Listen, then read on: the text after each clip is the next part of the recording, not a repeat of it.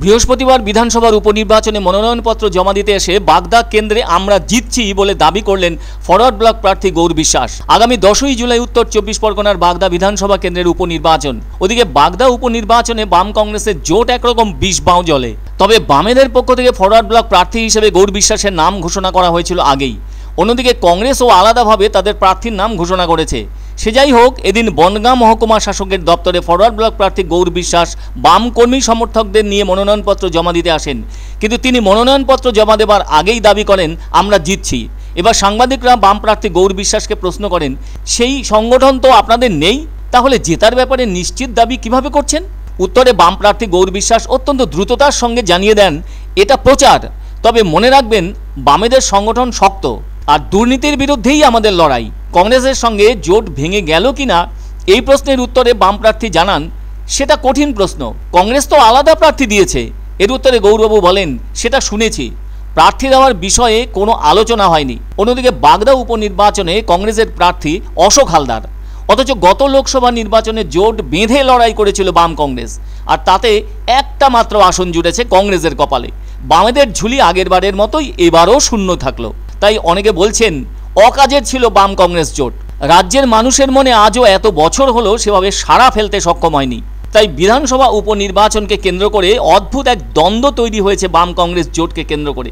এদিকে forward block আগে থেকেই প্রার্থী ঠিক করে ফেলায় জোটে জট লেগেছে বলে ধারণা রাজনৈতিক মহলের। আবার কংগ্রেস প্রার্থী অশোক হালদার স্পষ্টই জানিয়ে দেন, তিনি এই বাগদারি ভূমিপুত্র, পেশায় শিক্ষক।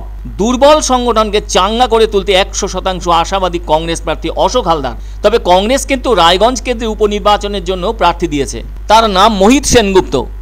এখনও কংগ্রেসের পক্ষ থেকে আরও 2টি আসনের উপনির্বাচনের জন্য প্রার্থীর নাম ঘোষণা বাকি আছে। ওই 2টি কেন্দ্র হলো মানিকতলা এবং রানাঘাট দক্ষিণ। আবার দিন কয়েক আগেই বামফ্রন্টের পক্ষ থেকে 3টি কেন্দ্রের প্রার্থীর নাম ঘোষণা করা হয়েছে, শুধু বাকি রাখে তারা রায়গঞ্জ কেন্দ্রের প্রার্থীর নাম।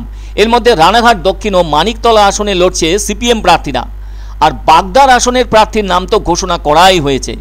যদিও গত লোকসভা নির্বাচনেও 2 দলের মধ্যে নানা ধরনের কাটিকুটি করে আসন সমঝোতা হয়েছিল, আর বিধানসভা উপনির্বাচনে সেই মিল মহব্বতের ছবি কিন্তু দেখা গেল না বাম কংগ্রেস জোট প্রসঙ্গে। এ প্রসঙ্গে একটা কথা মনে পড়ে যাচ্ছে সকলের, বাগদা আসনটি ছাড়া না হলে 4টি কেন্দ্রেই প্রার্থী দিতে বাধ্য হবে কংগ্রেস।